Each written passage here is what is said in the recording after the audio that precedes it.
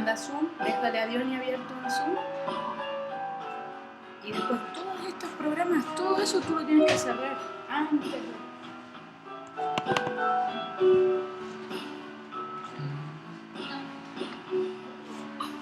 Todo eso,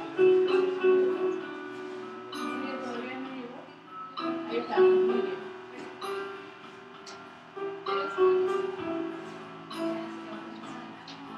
Gracias. ¿Cómo estamos hoy? ¿Mi celular? ¿Mi celular?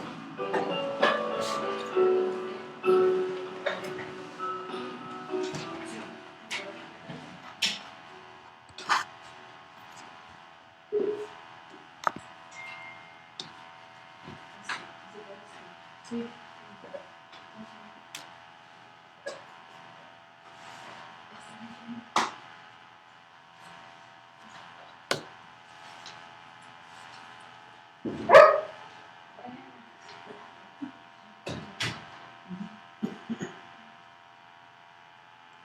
Hola, buenas noches para todos.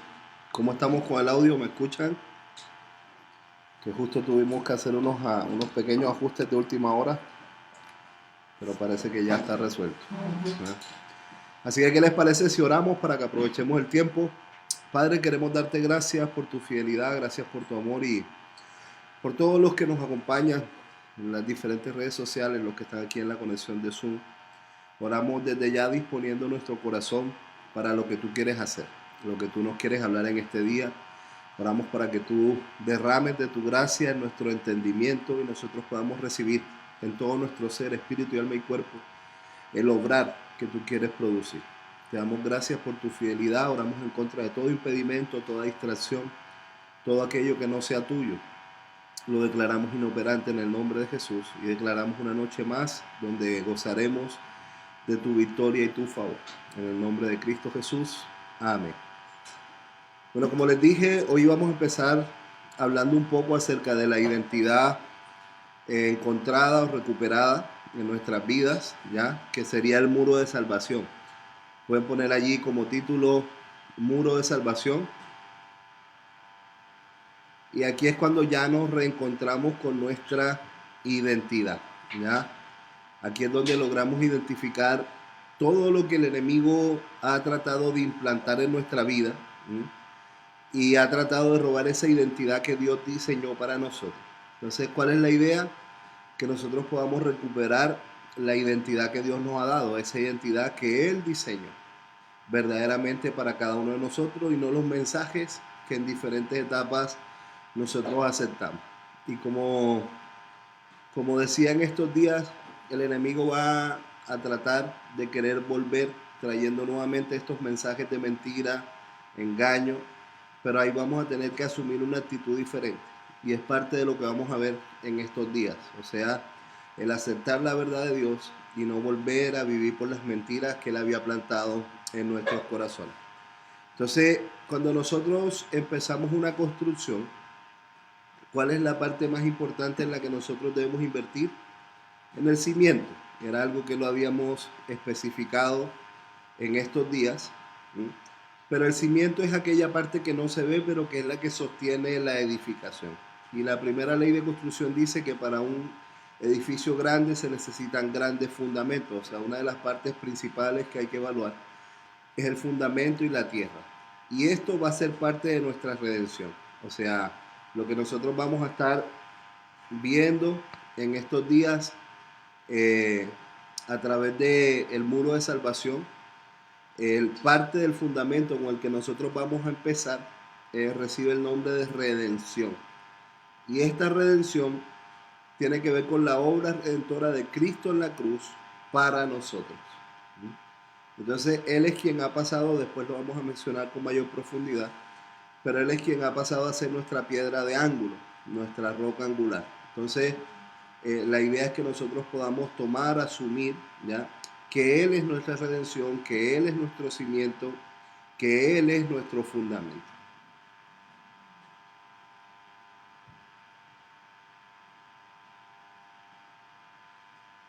Entonces, vamos a hacer un pequeño paralelo y vamos a entrar como en una especie de recuento histórico para percibir la importancia de la redención. ¿Por qué es tan importante el tema de la redención para Dios? Porque Él elaboró un plan desde la caída, ¿no? En Génesis, y cómo Él elaboró un plan de redención para nosotros a través de la persona de Jesús. Entonces vamos a ir haciendo un pequeño paralelo con la nación de Israel y vamos a ver cómo en la medida que ellos se salían de los parámetros de Dios, llegaban graves consecuencias o grandes consecuencias, y Dios tenía que de una u otra forma buscar la manera de atraerlos nuevamente a Él. Muchas veces con estos lazos de amor, con estas cuerdas de ternura, pero en otras ocasiones también tuvo que venir el juicio, tuvieron diferentes manifestaciones que Dios tuvo que utilizar o diferentes expresiones para que el pueblo se volviera a Él. Entonces el pecado ha dejado una marca en nuestras vidas, así como la dejó en la nación de Israel. El pecado ha dejado heridas que nos han acompañado durante mucho tiempo, pero que también acompañaron al pueblo. Y lo que vamos a tratar de identificar en esta tarde o noche, dependiendo del país en el que nos encontremos, es ese camino para salir de este pecado, para salir de estas heridas.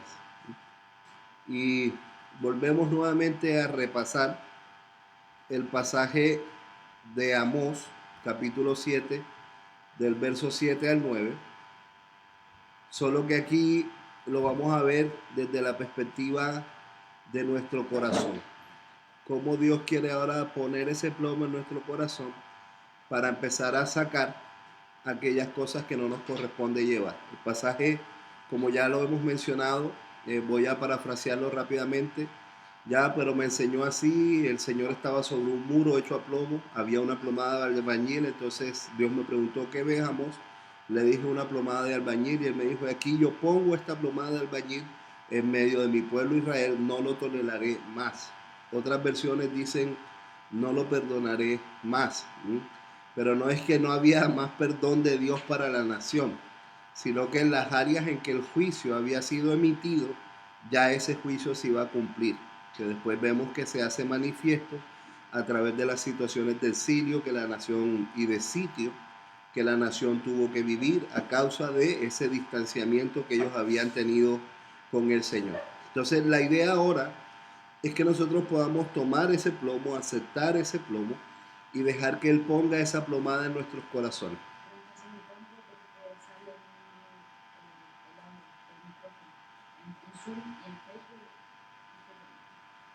¿Ustedes me están escuchando bien aquí en Zoom? Porque la gente me dice que me escucha bien. Permítanme un segundito, vamos a hacer un pequeño cambio. Parece que la gente de Facebook está con problemas con el audio.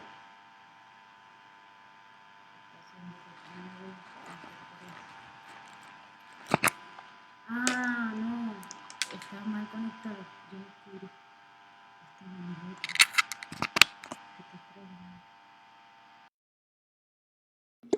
Estaba en el otro ahora. ¿Ahora me escuchan mejor? La gente de Facebook, porfa, que escriba si ya están escuchando mejor. Y perdón por el inconveniente. Vamos a la siguiente diapositiva, negro.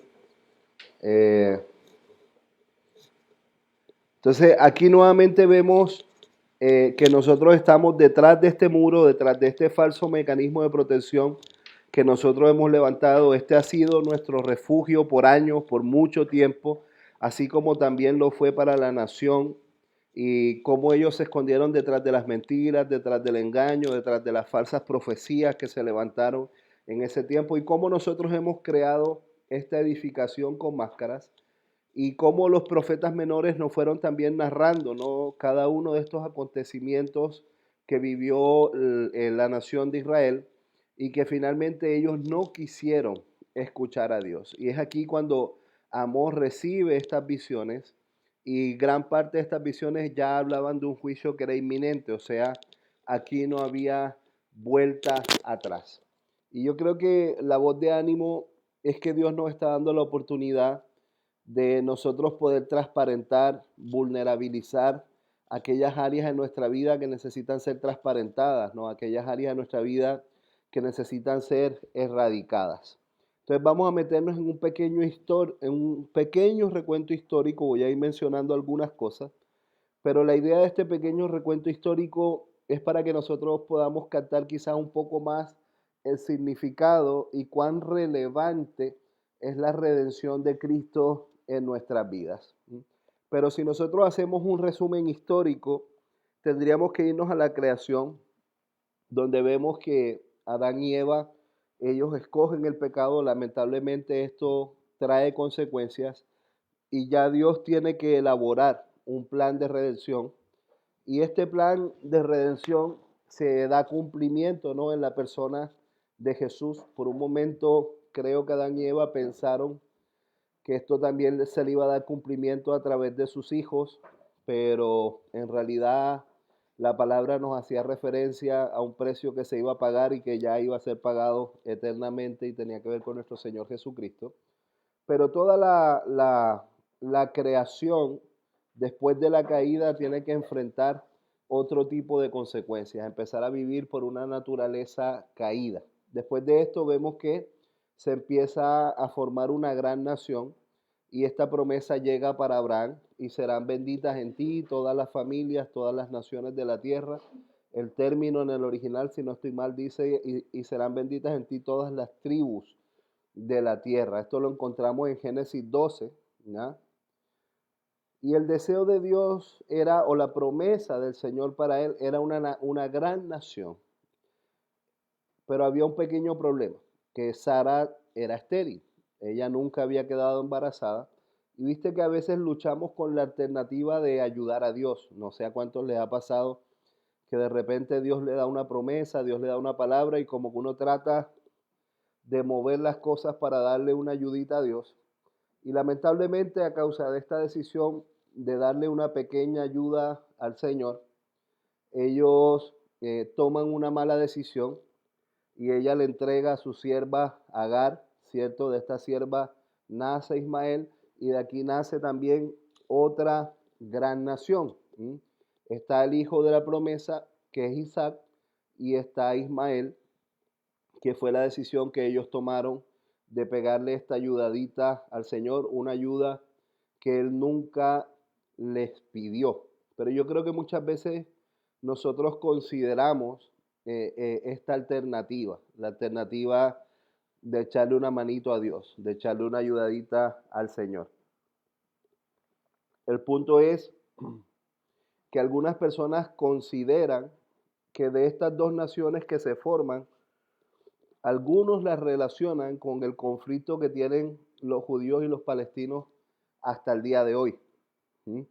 Porque hacia donde unió, hacia la tierra que se fue Ismael, tenía que ver con los palestinos o árabes y Isaac se queda con los judíos, ¿no? En la nación de Israel. Entonces por eso algunas personas lo relacionan con esto. Para que ustedes puedan tener la cita, yo las voy a mencionar pero no las voy a leer completas porque no nos va a dar el tiempo. ¿Ya? Hoy tenemos que ver dos temáticas y de verdad que necesitamos aprovechar bastante el tiempo. Pero ustedes van a encontrarse con esta historia de Agar, ¿ya? En Génesis 16, desde el verso 8 al 14.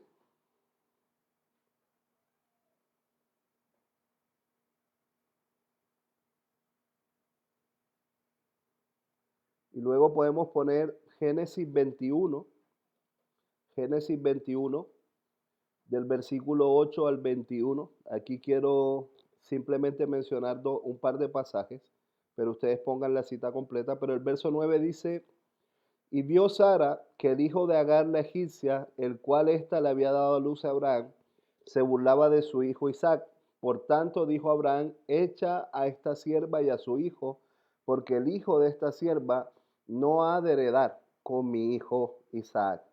Entonces nosotros vemos que esto trae un gran conflicto al corazón de Abraham, porque no es solo expulsar a una sierva, o sea, es expulsar a su propio hijo, es dejar que su hijo salga, ¿no? De sus cuidados, pero Dios le trae una palabra, Dios le habla de que lo deje ir, que haga lo que su esposa le está pidiendo. Yo creo que es parte a veces de las consecuencias de algunas decisiones que nosotros asumimos, y a veces de estas mismas decisiones Dios también tiene un plan y un propósito que ha diseñado, y muchas veces vemos que de lo malo Él hace cosas buenas.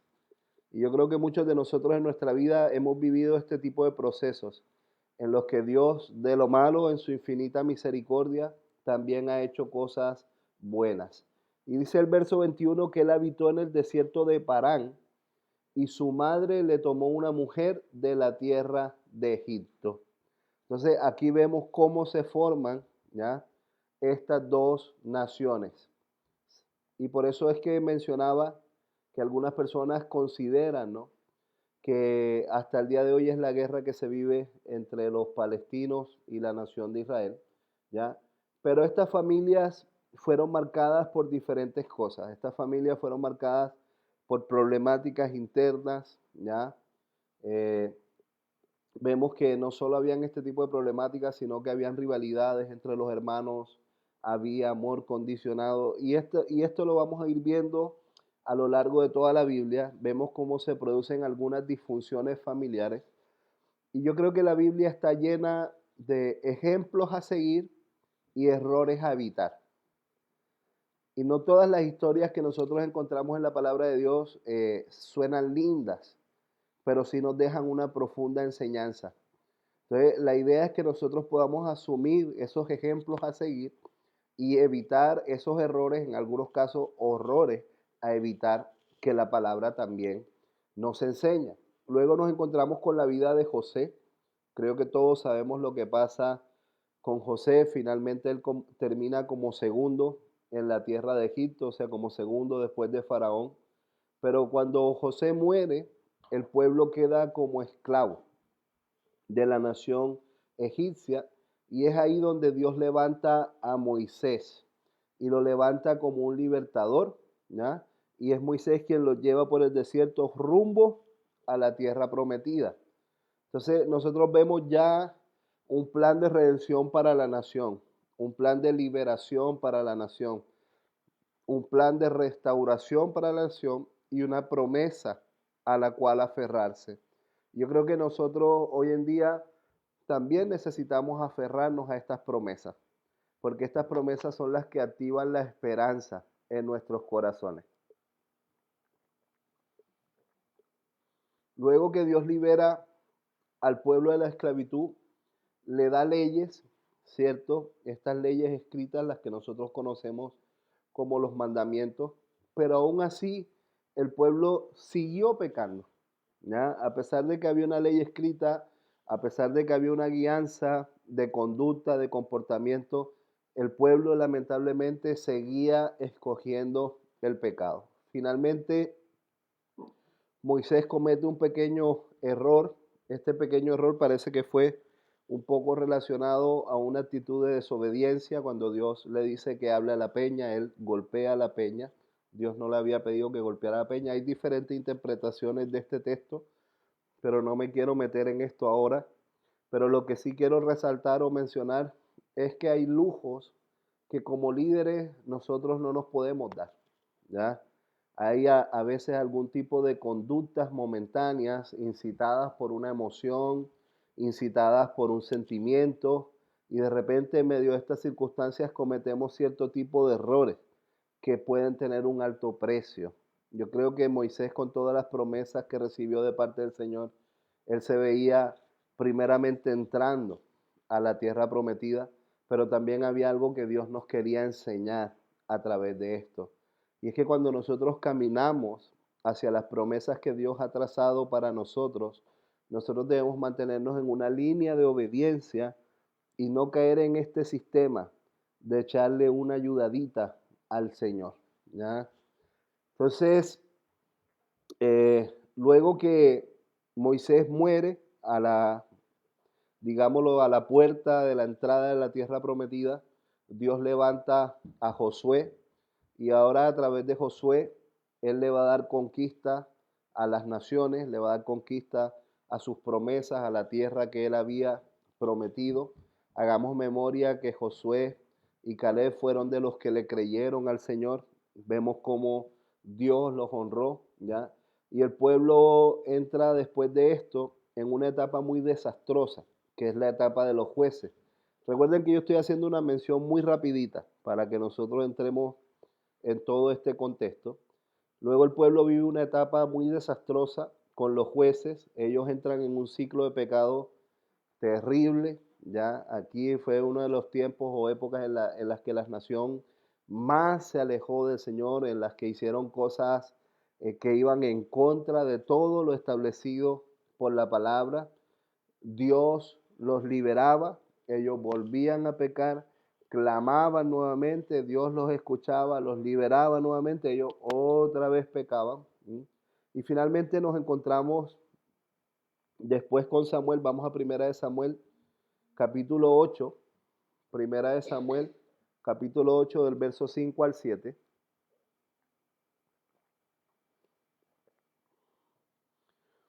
Y este está considerado como un pasaje bastante triste porque ellos empiezan a pedirle a Dios un rey como tienen las demás naciones, ¿ya? Entonces ellos empezaron o estaban dispuestos a dejar el gobierno de Dios para ser como las demás naciones. El problema es que ellos eran el pueblo escogido, eran el pueblo santo, eran la nación escogida por el Señor. Pero el pueblo les dijo, nosotros queremos un rey, como lo tienen las demás naciones. Y aquí empieza la etapa de la monarquía, ¿ya? Entonces aquí ya nos encontramos con esta etapa monárquica de los reyes y nos encontramos con Saúl. Algo que vemos en Saúl o que podemos destacar de Saúl es que Saúl nunca pudo ver en sí mismo lo que Dios veía en él.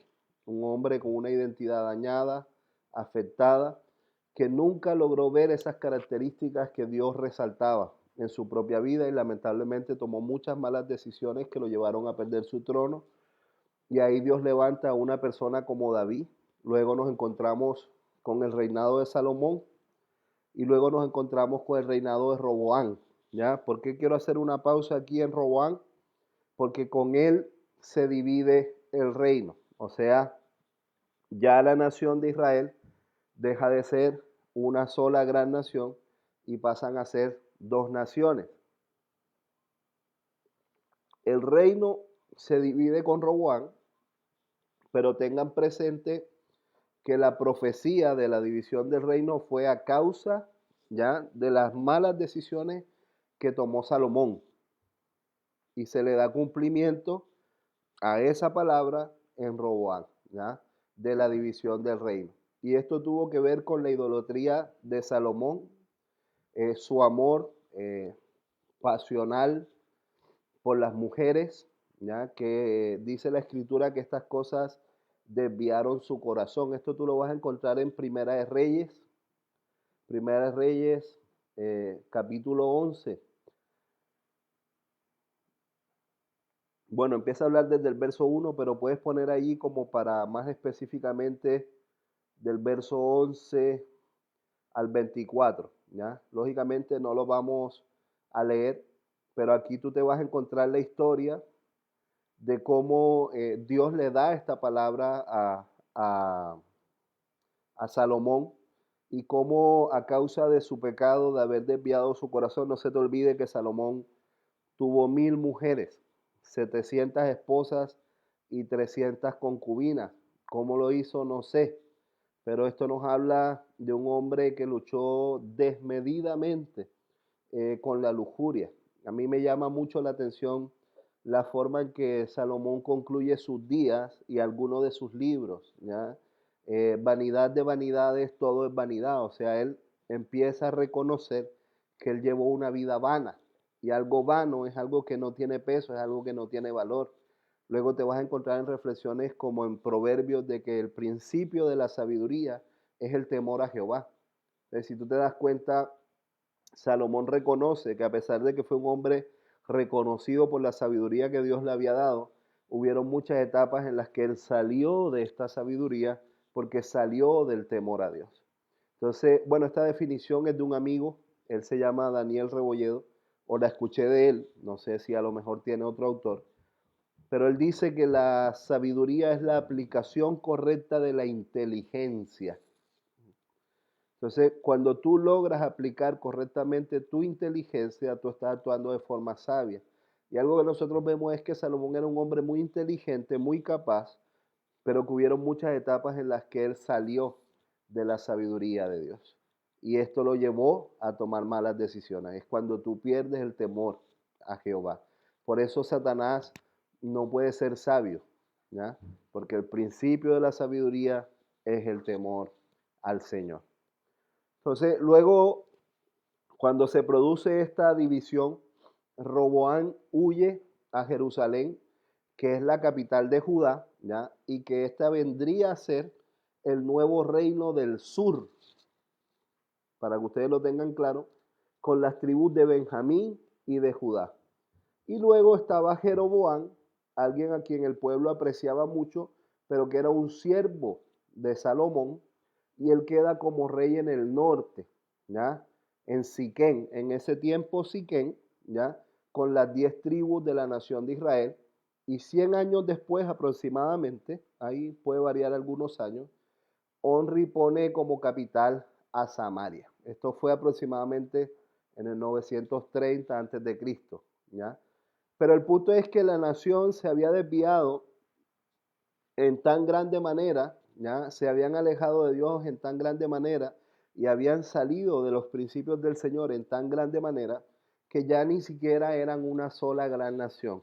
O sea, ya ni siquiera eran ese pueblo escogido, o sea, seguían siendo esta nación santa escogida, pero ahora estaban divididos, ahora estaban separados y después vamos a ver cómo esto también trajo algunos conflictos, porque aquí comienza ya una decadencia en la nación, se empieza a introducir mucho más la idolatría, se empieza a introducir mucho más el pecado.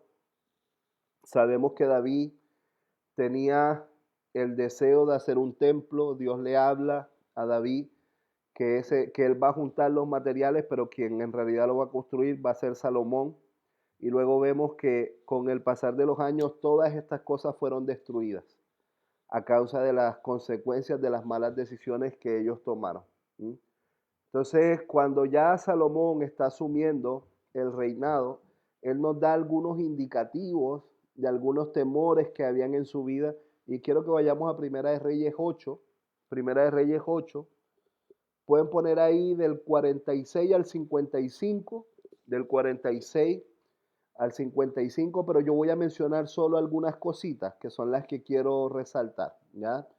Pero una de las cosas que él está haciendo en esta oración dice, si pecaren contra ti, porque no hay otro hombre que no peque, si estuvieres airado contra ellos y los entregares delante del enemigo, para que los cautive y lleve a tierra enemiga, sea lejos o cerca, y ellos volvieren a ti en la tierra en la que fueron llevados cautivos, si se convirtieren y oraren a ti en la tierra en que los cautivaron y dijeren, hemos pecado, hemos hecho lo malo, hemos cometido impiedad, y se convirtieren a ti de todo corazón y de toda alma en la tierra de sus enemigos en las que fueron llevados cautivos y oraren a ti e inclinaren su rostro a la tierra, a la tierra que tuviste a sus padres y hacia la ciudad que tú elegiste y la casa que yo he edificado en tu nombre, tú oirás en los cielos, en el lugar de tu morada, su oración y su súplica y le harás justicia. ¿Ya? Nosotros vemos que Salomón está haciendo este pacto con Dios, está haciendo esta oración, está presentando este clamor, ya a expensas quizás identificando que el pueblo en algunos factores se desviaba y él mismo desviaba su corazón.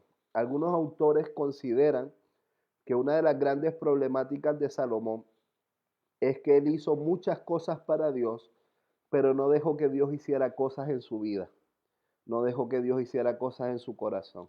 Y yo creo que muchas veces la religiosidad nos lleva a este sistema de vida, nos lleva a hacer muchas cosas para Dios, pero no le permitimos a Dios que Él haga cosas con nosotros.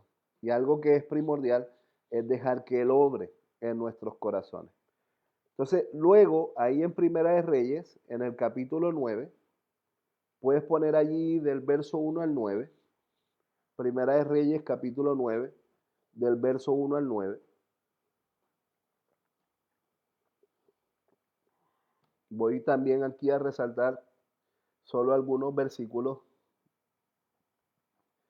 Quiero primero resaltar el verso 1 que dice, cuando Salomón hubo acabado la obra de la casa de Jehová y la casa real y todo lo que Salomón quiso hacer, Jehová apareció a Salomón por segunda vez, ¿ya? Como le había aparecido en Gabaón. Entonces aquí Dios le va a contestar, ¿ya? Estas peticiones y esta oración que él hizo, este clamor que él levantó. Entonces vámonos al versículo 6. Dice, mas si obstinadamente os apartáis de mí, vosotros y vuestros hijos, y no guardas mis mandamientos y mis estatutos que yo he puesto delante de vosotros, sino que fueres y sirvieres a dioses ajenos y los adorases, yo cortaré de Israel de sobre la faz de la tierra que les he entregado, y esta casa que he santificado a mi nombre, yo la echaré delante de mí, e Israel será proverbio y refrán a todos los pueblos. Y esta casa que estaba en estima, cualquiera que pase por ella se asombrará, se burlará y dirá, ¿por qué ha hecho así Jehová a esta tierra y a esta casa? Y dirán, por cuanto dejaron a Jehová su Dios, que había sacado a sus padres de la tierra de Egipto, y echaron mano de dioses ajenos, y los dejaron y los sirvieron, y por esto Jehová ha traído todo este mal sobre ellos. Entonces, aquí vemos que Salomón hizo la dedicación del templo, él eleva este clamor, luego Dios le responde, él primeramente está clamando una oración en la que vemos que él clama misericordia para el pueblo, pero luego en el capítulo 9 Dios le responde, él sí le muestra que él va a tener esta misericordia, pero que hay condiciones. Entonces, si te das cuenta, en el capítulo 9 ya nosotros nos vamos a encontrar con algunas de las condiciones que Dios establece. Entonces, lamentablemente, el pueblo continuó quebrantando estas leyes. Ellos se olvidaron del pacto que Dios había hecho con ellos, porque Dios no se olvida de los pactos que Él ha hecho contigo, pero muchas veces nosotros sí nos olvidamos de los pactos que hemos hecho con el Señor. Pero ellos empezaron a sacrificar sus valores morales, empezaron a llevar una vida de idolatría, ellos dejaron que se introdujeran muchas costumbres o culturas extranjeras dentro de la nación. Esto cada vez los fue llevando cada vez más al pecado y lamentablemente fueron incurriendo en muchas situaciones pecaminosas. Vamos a la siguiente diapositiva. Entonces, algo que nosotros vemos es que Israel no hizo caso a la palabra del Señor y lamentablemente llegó el tiempo de los exilios, ¿ya? Ahí ustedes van a encontrar algunas imágenes en la diapositiva y yo voy a ir mencionando otras, ¿ya? Pero ellos pensaron que el tiempo de la consecuencia no llegaría. No sé si tú alguna vez has luchado con esto de mañana cambio, hay tiempo, después, ¿no? Pensando que quizás ese amor infinito y misericordioso de Dios no nos va a apretar nunca. Pero recuerda que cuando Dios aprieta, lo hace por amor. No lo hace para condenarte, sino que por el contrario es para que te vuelvas a Él. Él está buscando la forma de volverte nuevamente a ese eje, a ese centro, a esa plomada, a eso que Él diseñó para ti. Entonces, lamentablemente, el pecado era tanto que se producen los cautiverios y esto fue horrible, esto fue terrible para la nación. El primer cautiverio se produce con los asirios en el 722, lógicamente antes de Cristo, con Sargón II, ¿ya? Que era el rey de los asirios en ese momento, y ahí cayó el reino del norte, con Samaria, ¿ya? Y las 10 tribus, o sea, lo que nosotros, o lo que quedó como nación de Israel, y ellos estaban bajo el reinado de Oseas. Pero vemos que este primer exilio fue terrible, luego llega el segundo cautiverio con los babilonios, con el rey Nabucodonosor. Esto se produce en el 586 y aquí se viene la caída de Jerusalén. o sea, el reino del sur, con Judá, bajo el reinado de Sedequías. Y aquí se vivieron cosas muy fuertes dentro de la nación, en lo que fue la caída de Jerusalén, mucha mortandad, mucha pestilencia, mucho dolor. El sitio fue terrible.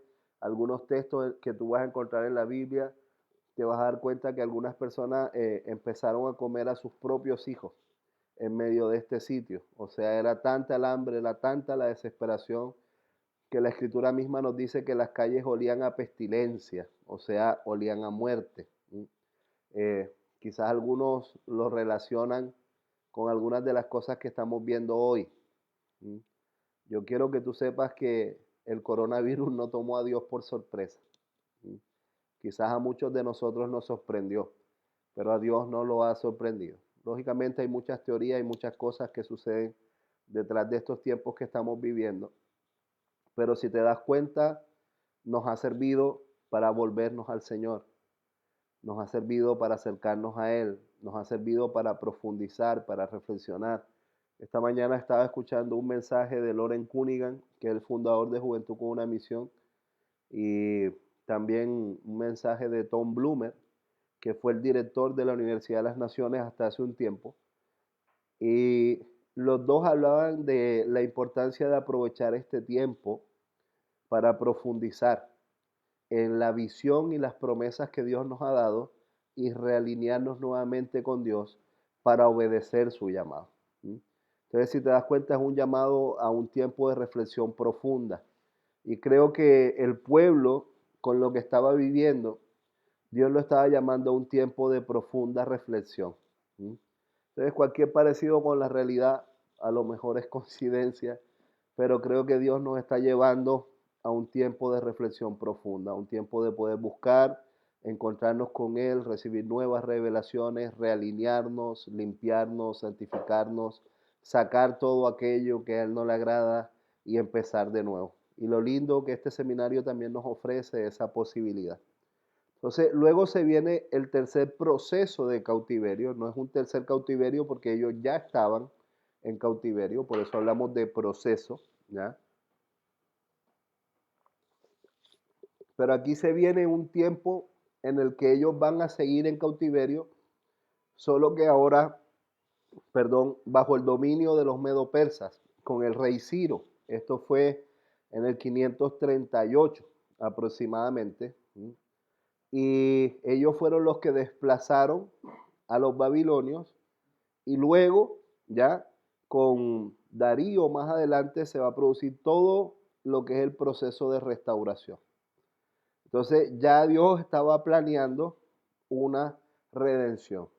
El punto es que esto fue tremendo. Ellos fueron llevados cautivos a otras naciones. Algunos textos nos dan alguna claridad de cómo fue el sufrimiento de ser llevados en cautiverio.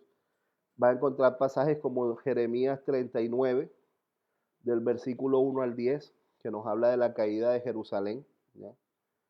Jeremías 39, del 1 al 10, que nos habla de la caída de Jerusalén. Ahí mismo te vas a encontrar pasajes como Segunda de Reyes 24, Segunda de Crónicas 36, Jeremías 52. Son pasajes que más o menos nos van narrando la misma historia. Pero quiero resaltar del pasaje de Jeremías 39, en el versículo 1 dice, en el año 9 de Sedequías, rey de Judá. ¿Ya? Es ahí donde nosotros vemos que ya viene Nabucodonosor con todo su ejército y sitia, o sea, rodea la ciudad, y se viene este tiempo terrible. ¿Ya? Y dice que en el 11º año de Sedequías se abrió la brecha en el muro de la ciudad. O sea, si te das cuenta, ellos estuvieron muchos meses sitiados, estuvieron muchos meses rodeados, estuvieron mucho tiempo en que no entraba alimento, no salía alimento, o sea, fue una cosa tremenda. Y llega un punto en el que el muro se abre, el muro de la ciudad se abre. Y no sé si te acuerdas de estos pasajes cuando hablábamos de los recubridores con lodo suelto. No te preocupes, ¿me entiendes? Hagan las cosas más o menos. pero lamentablemente el enemigo logró entrar y fue por causa del pecado. En el verso 6 nosotros vamos a ver que el rey de Babilonia degolló a todos los hijos de Sedequías, ¿ya? Y le sacó los ojos a Sedequías y dice que lo aprisionó con grillos para llevarle a Babilonia. Algunos historiadores cuentan que cuando hablan de engrillar a las personas, era que les ponían los grilletes en el pecho y la espalda de la persona y los llevaban encadenados los unos a los otros. Entonces imagínate cuán terrible fue esto para la nación, ¿ya? Y, y quizás hoy nosotros no lo vemos desde una perspectiva física, pero sí desde una perspectiva espiritual. ¿Cuántos de nosotros hemos estado engrillados con el pecado? ¿Cuántos de nosotros hemos estado encadenados al pecado? ¿A cuántos de nosotros Satanás ya nos ha llevado al cautiverio? ¿Cuántos de nosotros ya nos hemos alejado al punto de sentir que la vida no vale la pena? ¿Ya? Y ahí vamos a encontrar textos como el de Lamentaciones, Lamentaciones 4, versículos 1 y 2. Lamentaciones 4, versos 1 y 2 dice, ¿cómo se ha ennegrecido el oro? ¿Cómo el buen oro ha perdido su brillo? Las piedras del santuario están esparcidas por las encrucijadas de todas las calles. Los hijos de Sión, preciados y estimados más que el oro puro, cómo son tenidos por vasijas de barro, obras de manos de alfarero. Entonces vemos que las piedras estaban esparcidas por las calles, había olor a muerte, había mucho sufrimiento y lamentablemente todo esto llega como consecuencia del pecado de la nación, el distanciamiento, el salir del plan, del propósito de Dios.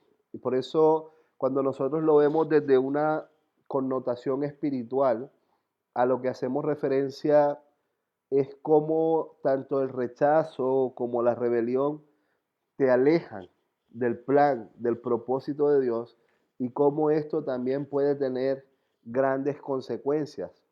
El pueblo poco a poco empezó a caer en ruina, empezó a experimentar muchas cosas, pero lo lindo que dentro de todo este proceso Dios levanta a Esdras, ¿sí?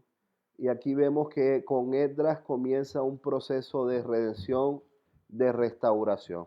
Y quiero que vayamos a Esdras capítulo 3, Esdras capítulo 3, verso 3, dice, y colocaron el altar sobre su base, porque tenían miedo de los pueblos de las tierras, y ofrecieron sobre él holocaustos a Jehová, holocaustos por la mañana y por la tarde. Lo primero que nosotros vemos que el pueblo hace es restaurar el altar. En medio de todo este proceso, cuando Dios decide traer la redención, traer la restauración y levanta a Esdras, lo primero que Esdras hace es leer la ley a los oídos de todo el pueblo. Recuerda que fueron 70 años de cautiverio, lo que nos indica que muchos de los niños nacieron en cautiverio. Entonces, había toda una generación que no sabía quiénes eran ellos como nación. O sea, el enemigo había logrado robarles su identidad. Entonces, por eso es tan importante cuando Esdras lee la palabra a los oídos de todo el pueblo, de toda la nación, y una vez él lee la palabra, el primer accionar práctico que ellos tienen es restaurar el altar. ¿Mm? Vamos a... Y en esto de restaurar el altar, ellos lo hicieron para poder restaurar su relación con Dios. Porque el altar era este lugar donde tú ofrecías holocausto para santificación y purificación. Entonces ellos empiezan a restaurar su relación con Dios a través del altar. Así que tú puedes poner ahí como un pequeño subtítulo, el altar, ¿ya? ¿Y qué es el altar? Vamos a Esdras capítulo 3 Esdras capítulo 3, versículos 1 al 4. Dice, cuando llegó el mes séptimo, estando los hijos de Israel ya establecidos en las ciudades, se juntó el pueblo como un solo hombre en Jerusalén.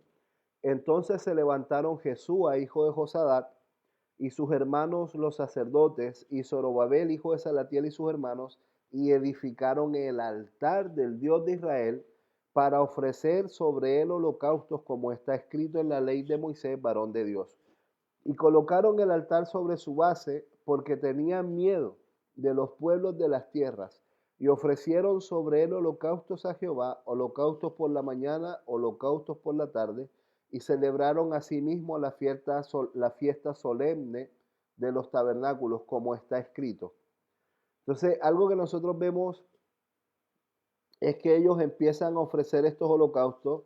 En algún momento tuvieron temor de las naciones enemigas. Imagínate con todo lo que ellos vivieron, todo lo que experimentaron. Si tú te das cuenta, haciendo un cuadro comparativo con Éxodo, es como ellos volvieron nuevamente a la esclavitud. ¿Eh? Ellos empezaron a vivir estas situaciones tremendas de esclavitud después de que Dios también había hecho cosas tremendas para ellos, de todas estas cosas lindas que Dios había armado, ¿ya? Para que ellos gozaran de esta libertad, como el pecado nuevamente los sumió en la esclavitud. Entonces, cuando Dios nos habla de santidad, no nos habla de prohibiciones, sino que nos habla de libertad. Entonces, muchas veces nosotros relacionamos la santidad con prohibiciones. Y me explico. O sea, nosotros creemos que ser santo es no hacer. Y como que sentimos que esto nos prohíbe, nos limita y nos hace sentir esclavos. Pero en realidad cuando tú adoptas un estilo de vida que agrada a Dios, es ahí cuando verdaderamente te sientes libre.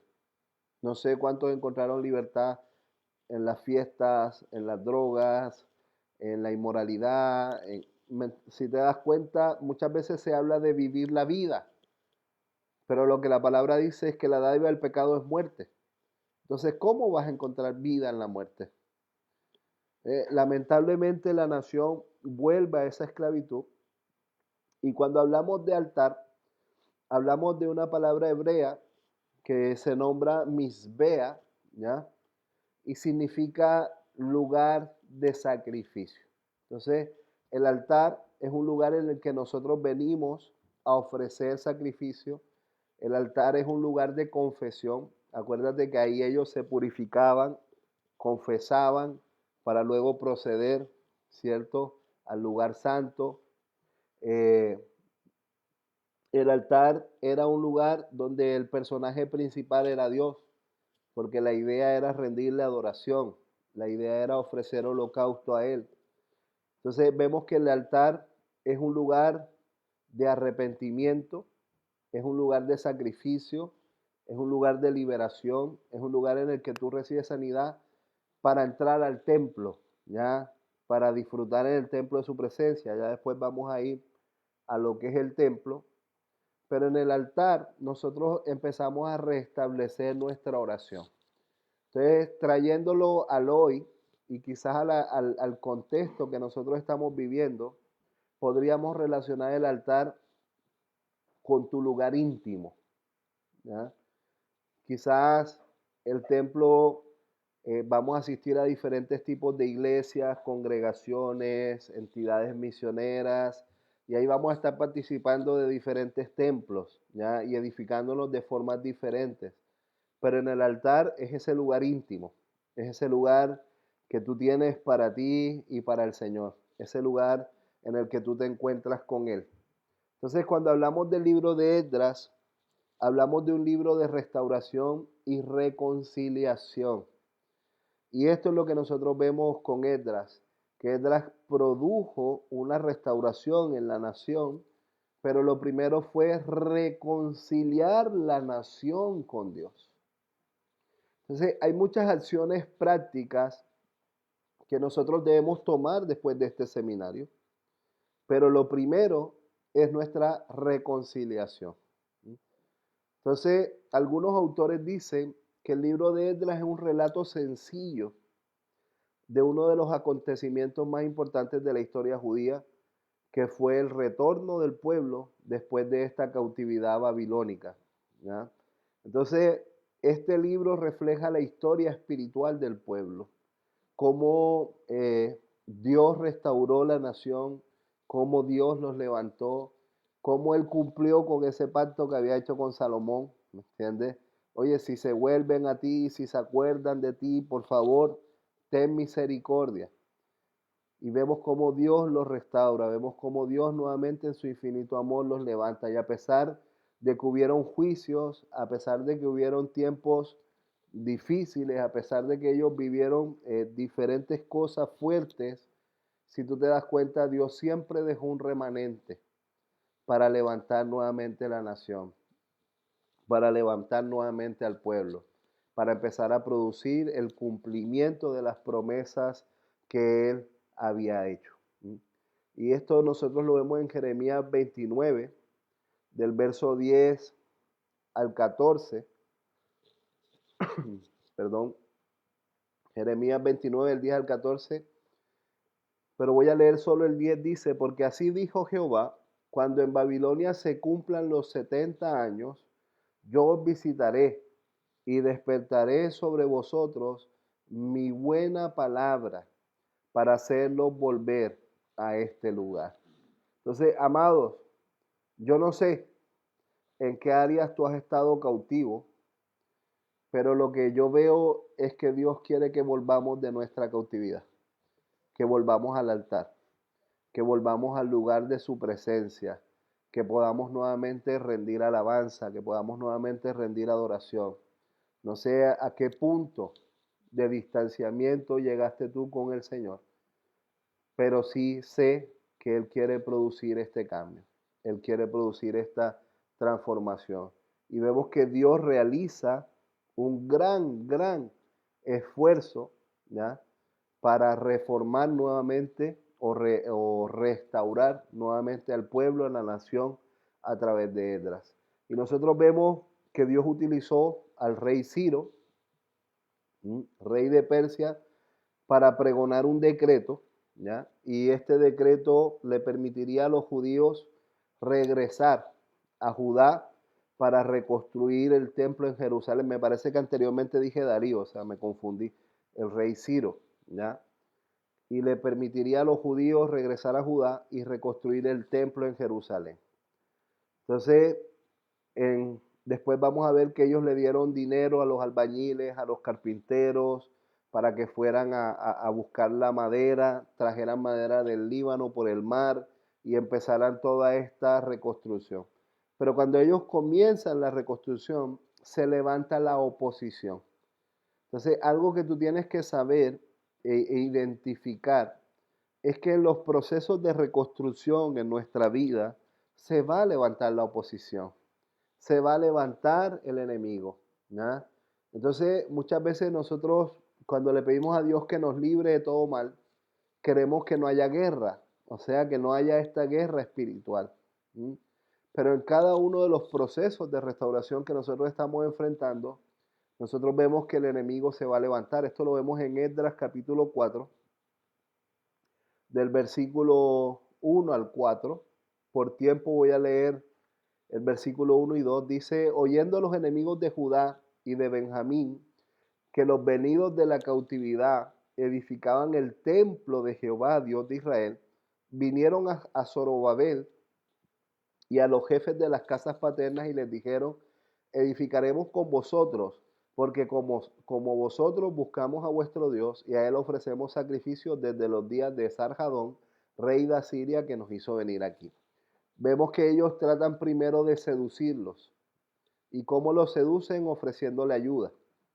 Pero cuando el pueblo no aceptó la ayuda porque lograron identificar que esto no venía de Dios, sino que era una estrategia de seducción, ¿ya?, para nuevamente atacarles, ¿sí?, y ellos logran identificar esto y la seducción no les funciona, entonces después que utilizaron la intimidación, ¿ya?, empezaron a poner situaciones de mentira, de engaño, haciendo creer que iban a llevar estas cosas al rey y de esta manera tratar de atemorizarlos, de intimidarlos. Entonces, algo que tú tienes que tener muy presente, que en los procesos de restauración, en los procesos de liberación, el enemigo va a traer seducción. Y si esa seducción no le funciona, él va a tratar de intimidarte. Y amado, el enemigo no te va a seducir con algo que a ti no te seduce.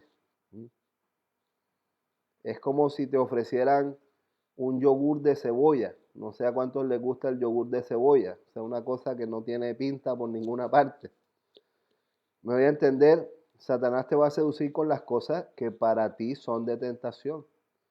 Pero si tú logras resistir, él va a tratar de intimidarte para ponerte en una plataforma de miedo.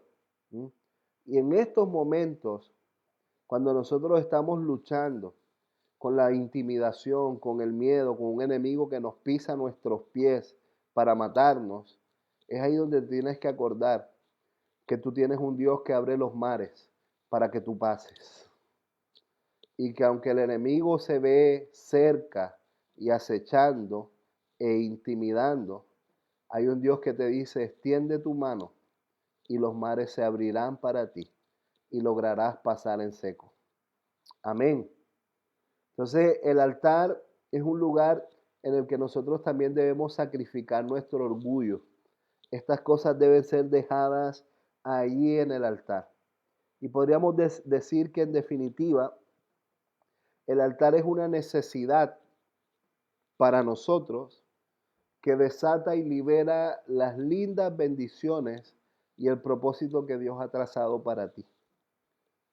Porque es en lo íntimo donde tú entiendes lo que Dios quiere contigo. Es en lo íntimo donde tú le empiezas a dar forma a esto. Entonces, vamos a Esdras capítulo 3, verso 6. Esdras capítulo 3, verso 6 dice, desde el primer día del mes séptimo comenzaron a ofrecer holocaustos, pero los cimientos del templo de Jehová no se habían echado todavía. Entonces, a través de este versículo vemos que ya empieza la construcción del templo o la reconstrucción del templo. Y ahí vemos más o menos una representación del templo en la gráfica, ¿ya?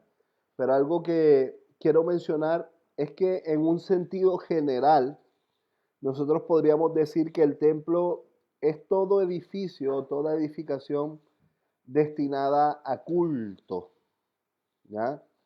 Pero cuando hablamos de un lugar en el que habita la presencia de Dios, después del sacrificio de Cristo en la cruz, y esto quiero que lo tengas muy presente, nosotros somos ese templo. O sea, Dios habita en nuestras vidas, Dios habita en nuestros corazones. Ya no se trata solo de un edificio, ya no se trata solo de un lugar al que nosotros vamos a buscar la presencia de Dios, sino que ahora nosotros tenemos este Espíritu Santo, tenemos este Consolador, y nosotros podemos entrar abiertamente a la presencia del Señor a causa de este sacrificio. Entonces, el templo reproducía el plan del tabernáculo, solo que sus dimensiones lógicamente eran mucho más grandes y su decoración fue mucha más suntuosa. Cuando se habla de la época de Salomón, literalmente se decía que era la época de oro de la nación de Israel. Y cuando se habla de la época de oro, se está hablando de que había oro en la nación. O sea, no era un decir, era una época de mucha riqueza. O sea, hasta el día de hoy se considera que el templo creado por Salomón, bajo las instrucciones o los instructivos que David preparó para la construcción de este templo, se cree que fue el templo más ostentoso que ha existido en la historia, o sea, el de mayor valor, mayores riquezas, ¿ya? No se estima que fue el más grande, porque algunos consideran que el más grande fue el que construyó Herodes, ¿ya? Pero nosotros vemos que no tenía la misma cantidad de lujos que tenía el templo de Salomón. El punto es que ahora el pueblo está volviendo a la cautividad, empieza a reconstruir la ciudad, los muros, a restaurar cada una de las cosas, y ahora empieza la reconstrucción del templo. Y quiero que vayamos a Esdras capítulo 3, del verso 10 al 13.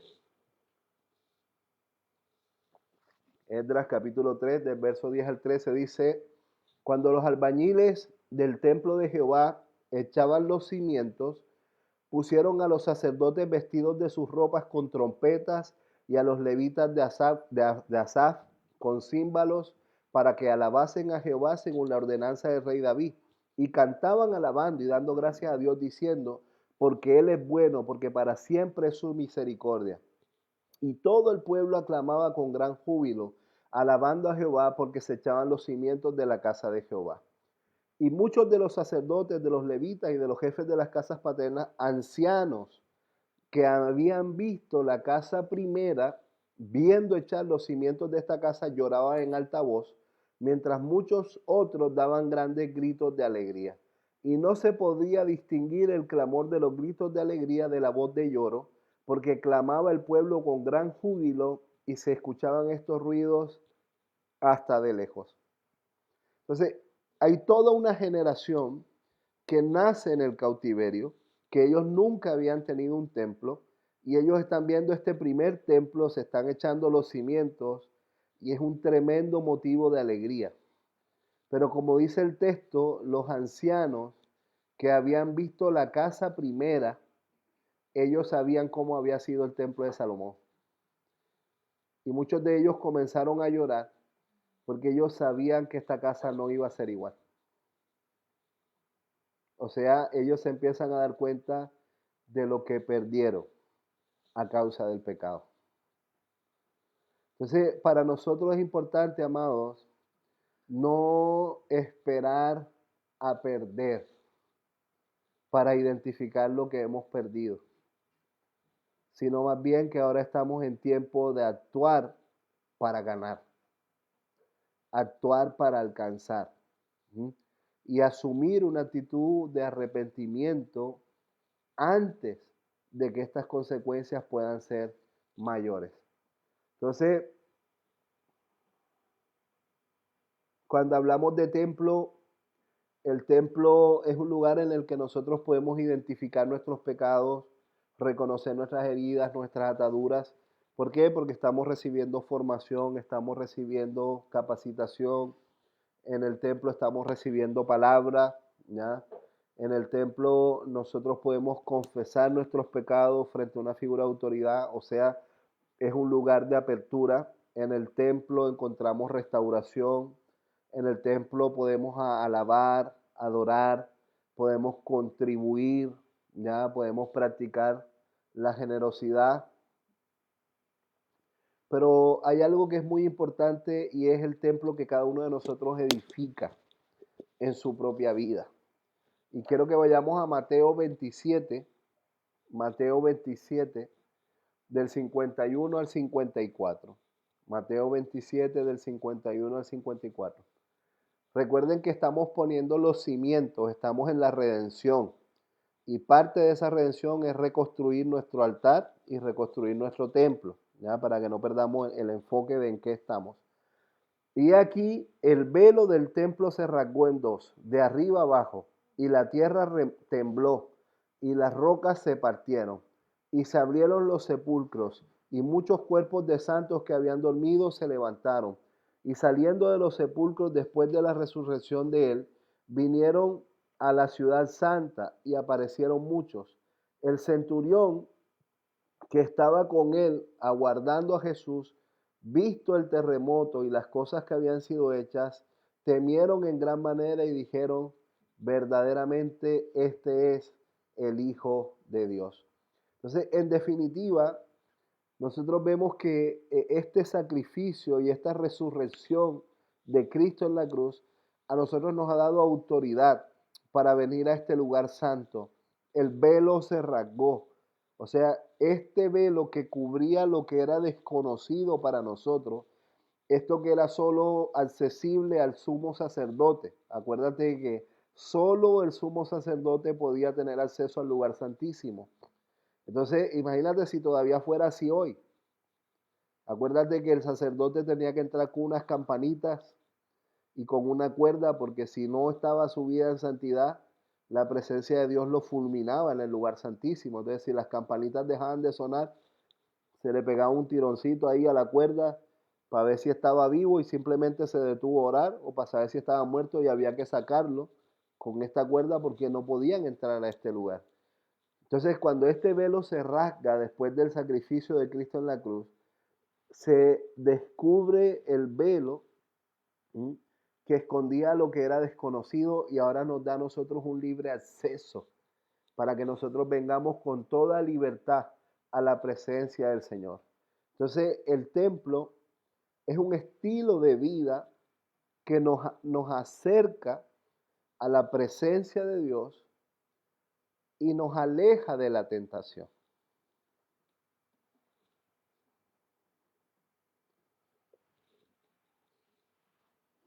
Y quiero que vayamos a Isaías 28, del verso 16 y 17. Isaías 28, verso 16 y 17. Dice: por tanto, Jehová el Señor dice así: he aquí, yo he puesto en Sión por fundamento una piedra, piedra probada, angular, preciosa, de cimiento estable. El que creyere, que no se apresure. Entonces, cuando hablamos de esta piedra angular, de esta piedra preciosa, sabemos que está haciendo referencia a Jesucristo. Luego nos vamos a encontrar con que esta piedra fue desechada, pero esta piedra que fue desechada ha pasado a ser cabeza de ángulo. Y estos términos, para ponernos un poquito en contexto, antiguamente cuando las casas se construían, tú tenías que escoger una piedra preciosa en la que se sentaba el peso de toda la casa. Esta piedra tenía un ángulo especial porque era la que iba a dar dirección a las paredes que tú ibas a levantar. Entonces era una piedra escogida, una piedra especial para levantar los muros de forma correcta. Entonces, por eso Jesucristo es la piedra angular, o sea, Él es nuestra redención. En pocas palabras, si tú logras poner a Jesús como tu redención, como tu cimiento, entonces ahora tú vas a poder construir una edificación, pero de forma correcta. Y esto es lo que pretendemos a través del muro de salvación, que nosotros podamos levantar una nueva edificación, pero no bajo esos falsos mecanismos de protección, sino bajo la verdad establecida de Dios para nosotros.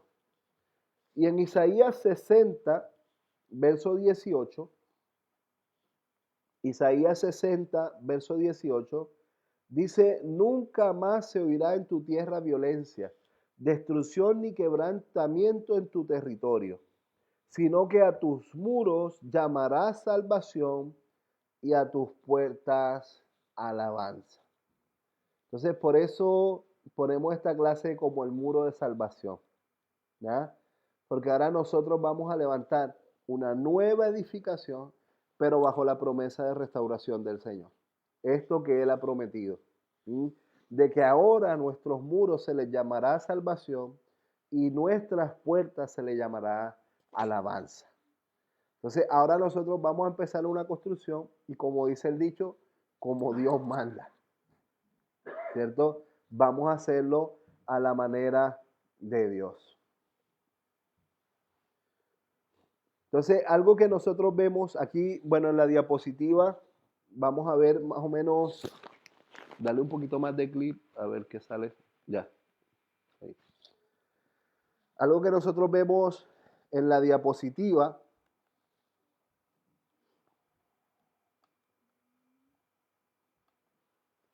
del muro de salvación, vamos a ver dos personajes muy particulares. Uno es Esdras, ¿ya?, del que ya hemos ido haciendo mención, y el otro es Nehemías. Entonces, con Nehemías se produce una restauración y con Esdras se produce una reconstrucción.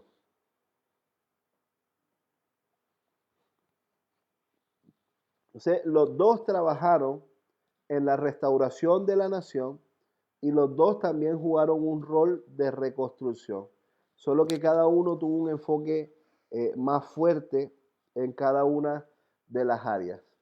Entonces, muchos de nosotros hasta ayer nos identificamos con muchas cosas. Algunas personas me han escrito para tener un tiempo de apertura eh, a causa de las cosas que han ido identificando en sus propias vidas. Y la pregunta es, ¿qué hacemos con esto? ¿No? Ahora, ¿qué vamos a hacer con todo esto que nosotros hemos identificado? Como hemos dicho, la idea es que tú puedas tener un ciclo de confesión, ¿ya? Y de renuncia a estas cosas, pero lo que vamos a hacer es la adopción de este nuevo estilo de vida, o sea, la adopción de este muro, ¿ya? La adopción de estas cosas que estamos hablando hoy. Y el primer paso era establecer nuestra redención. Y algo que vemos en la redención, que es la piedra angular que va a sostener la edificación, que nuestra redención es Jesucristo y que con Él nosotros recibimos este llamado de reconstrucción y de restauración. Dios quiere que nosotros lleguemos al origen de cómo Él nos creó, los planes y propósitos que Él trazó para nuestra vida. Y quiero que vayamos a Primera de Pedro, capítulo 2, versículos 4 al 8.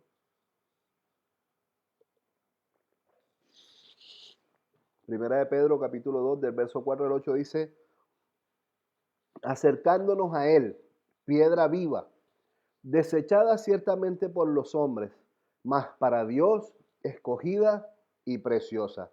Vosotros también como piedras vivas, sed edificados como casa espiritual, sacerdocio santo, para ofrecer sacrificios espirituales aceptables a Dios por medio de Jesucristo.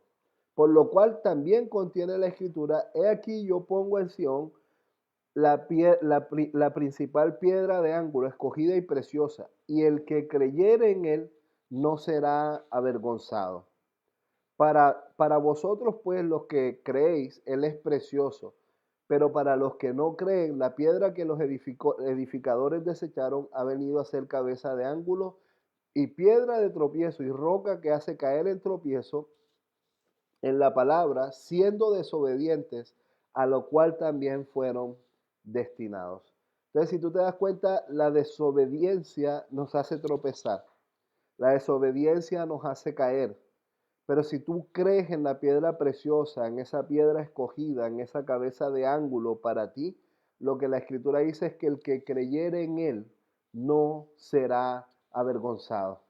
No será avergonzado. O sea, Jesús se entregó en la cruz para que tú pudieras vivir procesos de restauración, procesos de libertad, procesos de sanidad. Y no serás avergonzado. Entonces, cuando hablamos de redención, vemos que este fundamento tiene que ser santo. Porque si Jesús es santo, nosotros tenemos que empezar entonces a trabajar nuestra santidad.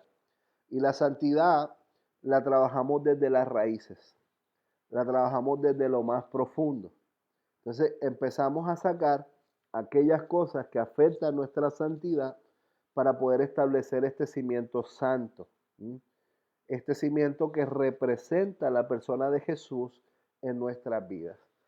Primera de Corintios 3:11 dice que nadie puede poner otro fundamento que el que está puesto, el cual es Jesucristo.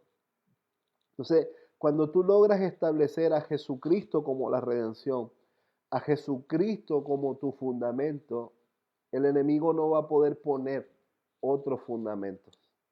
Y por eso la idea es que nosotros ahora erradiquemos los que en algún momento permitimos que Él pusiera, por las mentiras que aceptamos, por las cosas que creímos, pero ahora ya contamos con la redención de Jesús. Y redención es pagar la deuda. O sea, Él nos redimió, Él pagó la deuda por nosotros. ¿Y cómo lo hizo? Justificándonos con su sangre. Nos justificó con su sangre y trajo perdón y trajo reconciliación.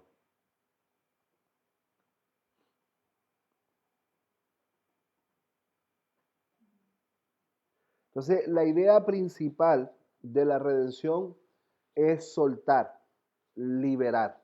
Entonces, Jesús vino para que nosotros podamos soltar todo este peso que el enemigo quiso poner en nuestros hombros. Todo esto que el enemigo ha querido que nosotros arrastremos por mucho tiempo. Pero cada uno de nosotros necesita a Jesús como nuestra redención. Y una vez nosotros asumimos la redención de Jesús, ya creemos que Él ha dado su vida para que nosotros podamos gozar de esta redención y que ha pagado un precio de sangre, entonces nosotros empezamos a levantar nuestros pilares. Empezamos a levantar los pilares, perdón, que van a sostener nuestros muros, nuestros ladrillos, nuestra nueva edificación. Entonces, el primer pilar que vamos a ver es la revelación. Revelación. Y la revelación es una palabra clave cuando nosotros hablamos de santidad. Porque la revelación es sacar a la luz algo que estaba oculto, ¿ya? Esta palabra revelación viene del griego apocalipsis, ¿ya? Y se define como la acción de correr el velo que encubría lo desconocido, ¿ya? La acción de correr el velo que encubría lo desconocido. Entonces, si tú te das cuenta, Jesucristo a través del sacrificio en la cruz, ¿cuál fue la acción que él ejecutó? Correr el velo. Y esto nos ha dado acceso a nosotros a la revelación. O sea, ahora nosotros tenemos acceso a la presencia de Dios y contamos con su revelación, ¿ya? Que es sacar a la luz aquellas cosas que estaban ocultas. Entonces, hay cosas que Dios las va a revelar en nuestras vidas, o sea, áreas que Él va a trabajar con nosotros, pero hay otras que también necesitan ser reveladas por nosotros, ¿ya? Para sacar a la luz estas cosas que estaban ocultas. Y esto lo vamos a vivir a través de la confesión. Entonces, la palabra revelación es un término teológico porque solo Dios puede revelarnos los misterios de su ser, ¿ya? Los misterios de sus obras. Y quiero que vayamos a Deuteronomio 29, 29. Deuteronomio 29, 29 dice, las cosas secretas pertenecen a Jehová nuestro Dios, mas las reveladas son para nosotros y para nuestros hijos para siempre, para que cumplamos todas las palabras de esta ley. Entonces, Dios tiene estos secretos, Dios tiene estas cosas, pero la Escritura dice que las reveladas son para nosotros, o sea, Él nos las quiere revelar. Entonces, el propósito de la revelación es comunicar los designios divinos y mostrarnos el carácter de Dios. El propósito de la revelación es comunicar los designios divinos y mostrarnos el carácter de Dios. Y la consumación de la revelación se hace real en la persona de Jesucristo a través de su sacrificio. Hebreos 12:2. Hebreos 12:2. Puesto los ojos en Jesús, el autor y consumador de la fe, el cual por el gozo puesto delante de él sufrió la cruz, menospreciando lo oprobio, y se sentó a la diestra del trono de Dios. Entonces Jesús vivió este sacrificio y en él se consuma la revelación para que nosotros tengamos acceso libre a la presencia de Dios y recibir estas revelaciones.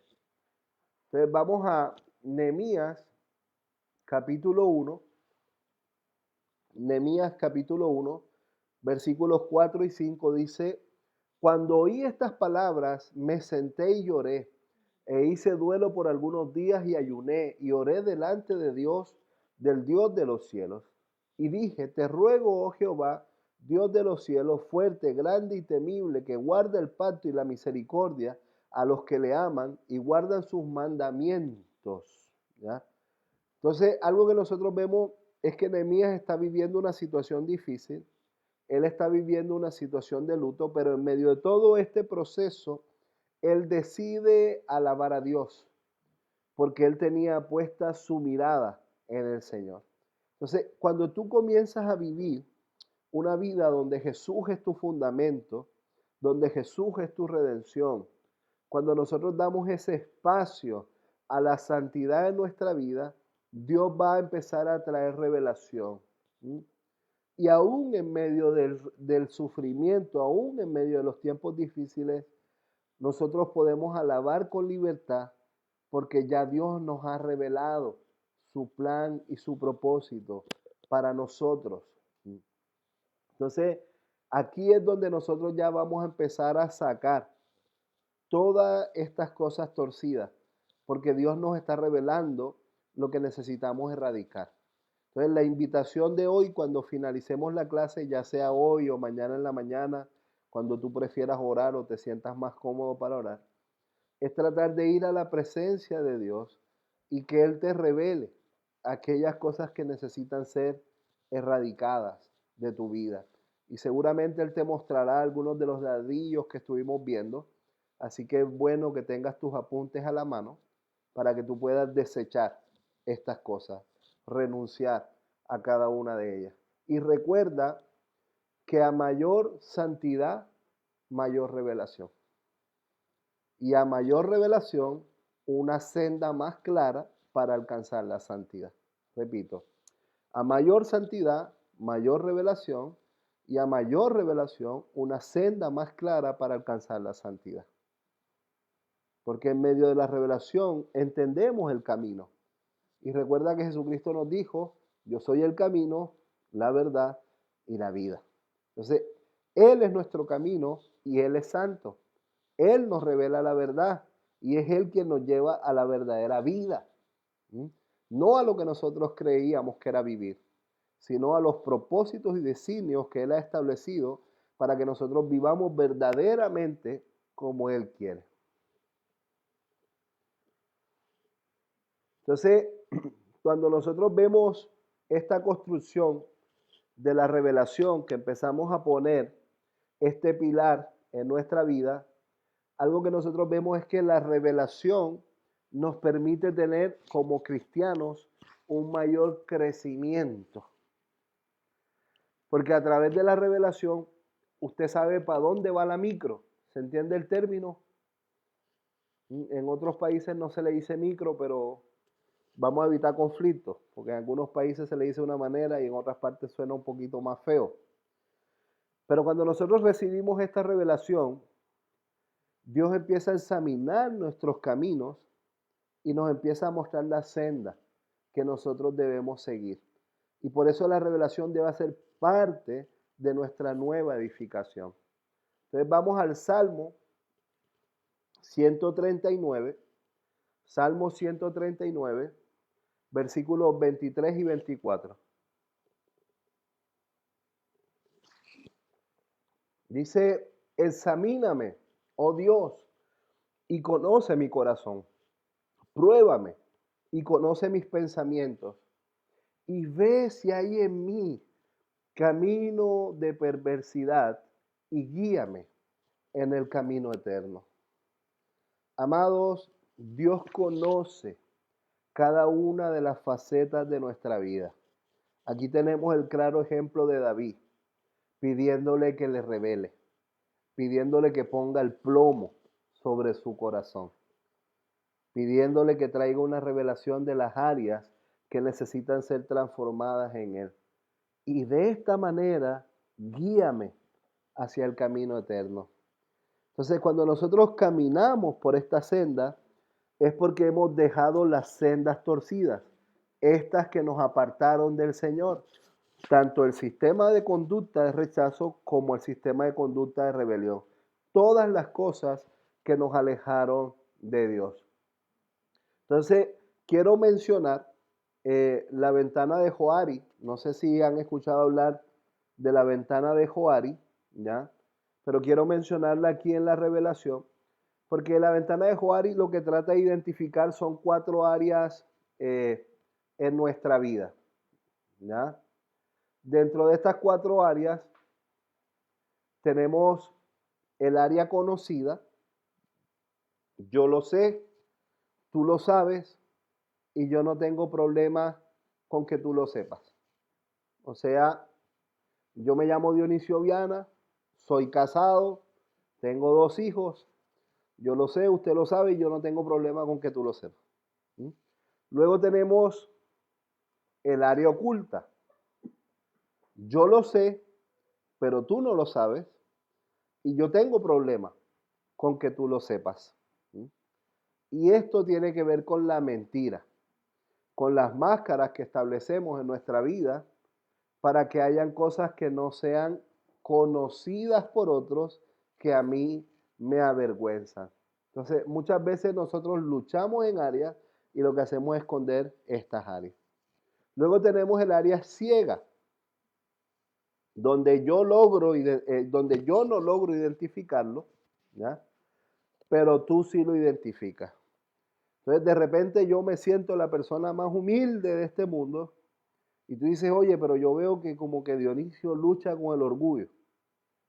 Y es repetitivo y varias personas piensan lo mismo. Te das cuenta que es como un área ciega en mi vida. Yo no lo percibo, pero otros lo pueden percibir. Y para yo poder transformar esta área, yo necesito una revelación. Pero luego tenemos el área desconocida. Y cuando hablamos del área desconocida, yo no lo sé, tú tampoco lo sabes, pero Dios sí lo sabe. Y en estas áreas, Él trae revelación. Entonces, yo no lo sé, tú no lo sabes, pero me duele, me afecta. Por ejemplo, una persona que tuvo un intento de aborto y el niño nació, y esto nunca se le contó, nunca se le dijo. Él no lo sabe, ya las personas de su entorno tampoco lo saben, pero esto le duele, esto le afecta, porque emitió un mensaje de que él no era bienvenido, de que él no era acepto en este mundo. Hubo una mentira espiritual que Satanás logró plantar en su corazón. Pero ahora viene Dios y trae una revelación y Él le muestra la aceptación que Él tiene en este mundo en Dios. Y ahí se empieza a producir la restauración. ¿Mm? Entonces, a veces hay estas áreas en nuestra vida, pero a través de estas áreas lo que el enemigo quiere es plantar más y más mentiras. Y por eso para nosotros es tan importante la revelación. Vamos a Juan 8:44. Juan 8:44 dice, vosotros sois de vuestro padre el diablo, y los deseos de vuestro padre quieres hacer. Él ha sido homicida desde el principio y no ha permanecido en verdad porque no hay verdad en él. Cuando habla mentira, de suyo habla porque es mentiroso y padre de mentira. Entonces, Satanás ha tratado de moldearnos a su carácter. ¿Y cómo él nos moldea su carácter? Llevándonos a una vida de mentira. ¿Y cómo Dios nos moldea a su carácter? Llevándonos a una vida de verdad. Entonces, ¿a quién reflejamos nosotros cuando nuestra vida está sustentada en una mentira? ¿Y a quién reflejamos cuando nuestra vida está centrada en la verdad?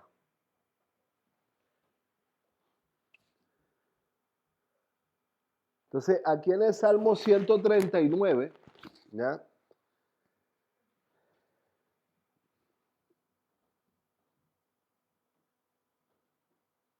Salmo 139, algo que nosotros vamos a conocer es el verdadero corazón de Dios y su gran amor por nosotros. No quiero leer todo el Salmo porque son 24 versículos, pero quiero resaltar el verso 16 y 17. Verso 16 y 17 dice, mi embrión vieron tus ojos, y en tu libro estaban escritas todas aquellas cosas que fueron luego formadas, sin faltar una de ellas.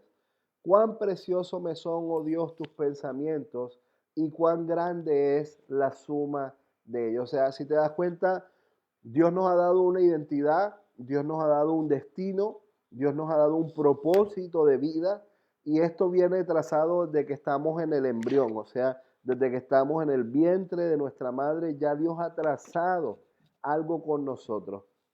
Entonces, quiero que tengamos presente que Dios nos quiere revelar sus atributos. Él quiere revelar esos atributos que Él ha puesto en nosotros. Él quiere revelar estos dones que ha puesto en nosotros. Y quiero que resaltemos por un momento, ¿ya?, en la diapositiva que estamos viendo en la imagen, parte de la naturaleza que Él nos revela a través de este Salmo 139. Pero algo que nosotros vemos aquí es la omnipotencia de Dios, la omnipresencia de Dios, la omnisciencia de Dios, y que Él también es un Dios omnipersonal, ¿ya? Quizás este es un término nuevo para varios, ¿ya? Pero cuando hablamos de omnipotente estamos hablando de un Dios todopoderoso, y todo esto lo vamos a ver reflejado en el Salmo 139. Cuando hablamos de un Dios omnipresente, hablamos de un Dios que ha estado en todo lugar, por ende Él conoce cada una de las facetas de tu vida. O sea que si hay alguien que puede traer revelación de cualquier etapa de tu vida, es Él, porque Él estuvo allí. Omnisciente, que todo lo sabe. Y cuando hablamos de un Dios omnipersonal, es que a todos nos ama de una forma única. Y qué lindo es tener a un Padre que a todos nos ama de una forma única y que nos revela esto a través de su naturaleza, a través de lo que Él ha trazado para nuestras vidas. Y con esto ya quiero concluir, pero cuando yo llegué a Chile hace algunos años, yo no llegué por un llamado del Señor. Yo llegué para ser restaurado. Yo no vine a este país porque Dios me habló y me dijo que viniera.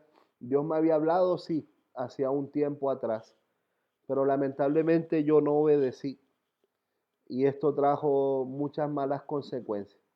Empecé a alejarme de Dios y a llevar una vida de doble estándar, muchas de las cosas que hemos mencionado de las clases anteriores. Empecé a usar máscaras, a esconder mi realidad frente a mi familia, frente a muchas personas a las que dañé mucho en este tiempo, a los que traje mucho dolor. Sé que algunos me están viendo, así que una vez más les pido perdón. Pero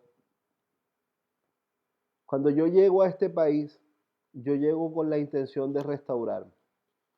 Y recuerdo que cuando yo me subo al avión, yo le digo a Dios, porque Él hizo muchos milagros para que yo pudiera llegar en ese tiempo a este lugar. Pero yo le digo, Dios, mi pecado se queda aquí y yo quiero empezar una nueva vida contigo. Y recuerdo que yo tuve un sentir muy especial en ese momento, en ese avión, porque sentí una frase en mi mente. Y la frase decía, esta vez yo te levanto, la próxima tú te levantas. Y de ahí que he tratado de no caerme, porque no sé qué sería levantarme sin Dios. Pero lo que te puedo decir es que han pasado ya más de 15 años y mi vida nunca más fue la misma, porque Él trajo una revelación de quién era yo para Él. Y por eso hoy puedo estar aquí junto contigo. Entonces quiero decirte con toda convicción cuán importante es que tú recibas una revelación de cómo Él te ve. Porque si tú logras cambiar la cosmovisión de ti mismo, vas a cambiar la cosmovisión que el mundo ha plantado en tu vida. Amén. Señor, queremos darte gracias por tu fidelidad. Gracias por tu amor. Gracias por cada una de las personas que nos está viendo, que nos está escuchando, que nos están oyendo. Hay tanta gente, Dios, que está comunicando, compartiendo, agradeciendo, pero realmente esto no es para nosotros. Esto es para tu gloria. Eres tú quien permitió esto. Eres tú quien permitió este momento. Eres tú quien nos dio esta posibilidad en este tiempo. Y eres tú quien nos tiene aquí. Y yo quiero orar por cada uno de mis hermanos para que en este tiempo ellos puedan recibir esta revelación. Sabemos que muchos de estos secretos son tuyos, pero las reveladas son para nosotros. Son para nosotros. Y yo oro que venga un mover de tu Espíritu Santo que traiga revelación a nuestras vidas. Y que esta revelación traiga un nuevo comienzo, un nuevo tiempo. Que nosotros hoy escogemos ese cimiento, aceptamos la redención y no desechamos la piedra angular, sino que la aceptamos. Y Jesucristo es nuestra redención. Y en base a esto, queremos comenzar nuestra nueva edificación. En el nombre de Cristo Jesús. Amén y amén. Que Dios les bendiga. Muchas gracias por su tiempo. Nos vemos mañana.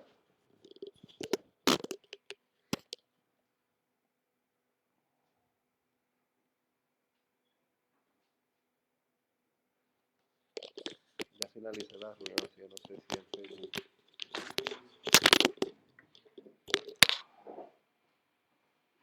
Duro.